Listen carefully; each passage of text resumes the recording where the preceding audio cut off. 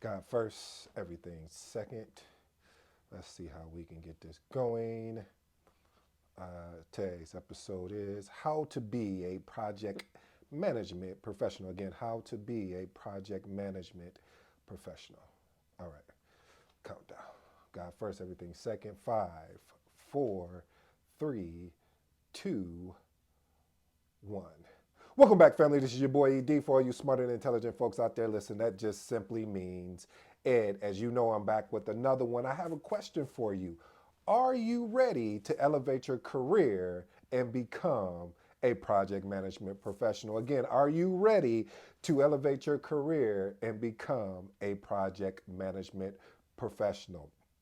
As you know, I have 7 points, and that's it, family. And we get out here because I want to feed you so you can eat, but you don't get that, that what is it, the itis or where you don't feel like doing anything. But I want to make sure you can do something. So we're gonna rattle these off real quick, but not quick enough, but to the point where it makes it effective and you can do something with it. Today's episode is entitled "How to Be a Project Management Professional." First point, I want to make you understand something, family. You have to lay the foundation. What does that mean? That means acquiring skill sets and even improving the current skill sets that you have, whether that is through frameworks or methodologies or certifications or self studies. But, family, you have to initially lay the foundation. And that's why, I mean, just think of a house. They just don't start building a house without proper foundation. So, family, point number one, point number uno, lay the foundation. Let's go to point number two.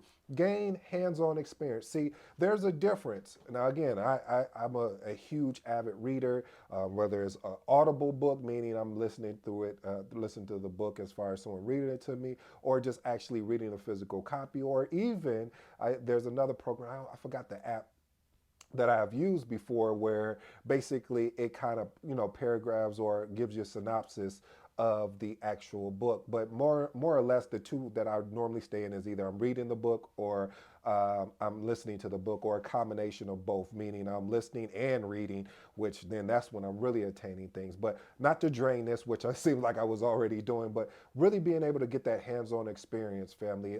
In previous videos, I recommended, if you're looking to break into project management and you don't have project management experience, to look to volunteer.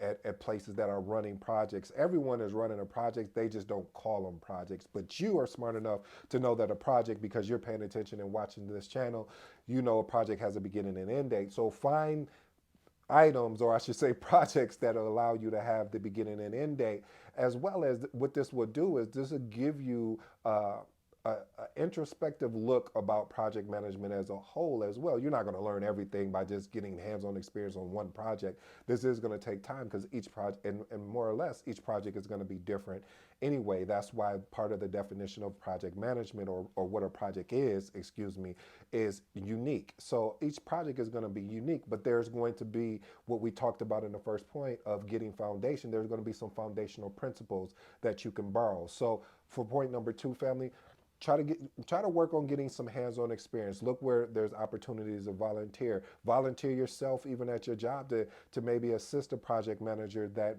you either built a relationship with, or that you've had some type of interaction with.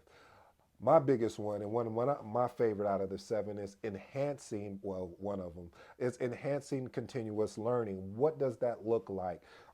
There's I'm going to always point you back to the source being PMI.org, or the Project Management Institute. The Project Management Institute has a plethora of free resources. One of the things that I really enjoy doing, that my buddy Phil turned me on to, was the white papers at the Project Management Institute. The white papers are really true good case studies of the real life. And I'm actually going to start probably putting together what I guess white papers or some type of documents to give you guys better interest for those who do not have project management experience and is really looking to make that shift. I want to make sure that I can at least set a visual of what potentially a day-to-day may look like, so that way if they are interested, they can dive in. But again, staying in touch with having the ability to embrace continuous learning, because even when you become a project manager, let's say you take the path of you want to get your CAPM or your PMP, and for those who don't understand what CAPM or PMP, Certified Associate in Project Management and Project Management Professional. So CAPM and PMP, those are the acronyms, and with these certifications, they require something called PDU. What does PDU stand for? I'm glad you asked. PDU is Professional Development Units. For currently, as the making of this video is, I do believe is 60 for the PMP, and I think it's half of that, maybe 30 or 25. I have to verify for the CAPM piece of things, but.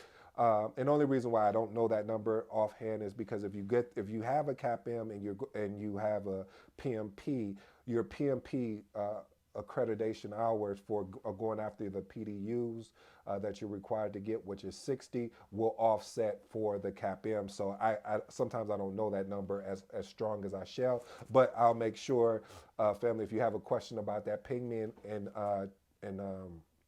in the comments below, and I'll make sure I can deliver that answer. But again, embrace continuous learning. You have, when you get into this field, you have to be a continuous learner. It can't be something that you learn one time and say, we're never going to have to worry about having to learn anything else again, because it's not true, because you're constantly learning, because projects they do have a unique aspect to them. As I mentioned at the top of this, is finding certifications that are industry recognized. Now, one of the things I always hear is, does a Google project management certification replace the PMP, or is that the same equivalence? No, it's not. And I did a whole video of that, of comparing the two. I'm actually thinking about, going through that whole Google certification, so I can talk to it more. But I can talk to it from a standpoint, per PMI is not recognized under the PMI body.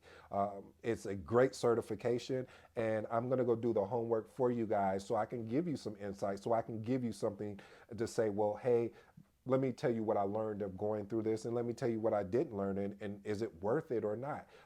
And I'll make sure that it's a true, not a sponsored video on the back end. No, it would be a true response. But again, that's going to take me sitting down and going through the whole course, and I will, because I've received a lot of pings as far as like, is it worth it? Should I do it? And I can't intelligently speak to that until I actually experience. So I'll go through it for you guys, so you don't have to. You know what we do here. We take the arrows in the back for you, so you don't have to, so you can learn from what I did. And that's a quote of Dan Kennedy's. But again, going after the CAPM or the PMP, again, as I told you, the PMP, the acronym, what that stands for is a Project Management Professional, and the CAPM stands for Certified Associate in Project Management. Look at that, your boy got it right the first time around. Point number 5, cultivating communication skills. You already know, if you've been watching me for a while, I keep talking about communication. What? Yeah, communication. We're just talking about communication. I don't know why my face is feel like it's just shining today. I don't know, maybe it's the lights. Okay, but anyway, developing strong communication skills. When you develop a strong communication skill set, and this right here is definitely something that is always ongoing, because you're going to have to understand the audience that you're working with. Some of your audience that you're working with, well, I should say this, you just need to know your audience. It's certain audience that I'll speak at a high level, and some audience that I'll speak so detailed just to ensure that they capture everything I'm going. But over time, you'll learn that, family, as you're developing your career, of understanding how to communicate to different stakeholders. Sharpening your leadership abilities. You know, one of the things we talk about here is there's a difference between leadership and management. Management is just ensuring you get these tasks done over here, and leadership is guidance. Leadership is helping you develop that vision. Leadership is really the framework of what we talk about here at this channel, of making sure that you have the ability to make proper decision making. And proper decision making, to me, is not always getting the right answer, but having the courage to propose a solution, so your team or your leadership is not always thinking for you, because if they do, then why would they even need you? And then the ability to problem solve. There's so many aspects of leadership, but I won't drain it here, but again, that is a key point. The last and final point that I want to make sure that we understand here It's building a professional network. Now, this is something that I haven't really struggled with it. It's just because I can ease. I'm really great at networking. I'm just not great with following up with my networking. I should say team or the people that I've connected with.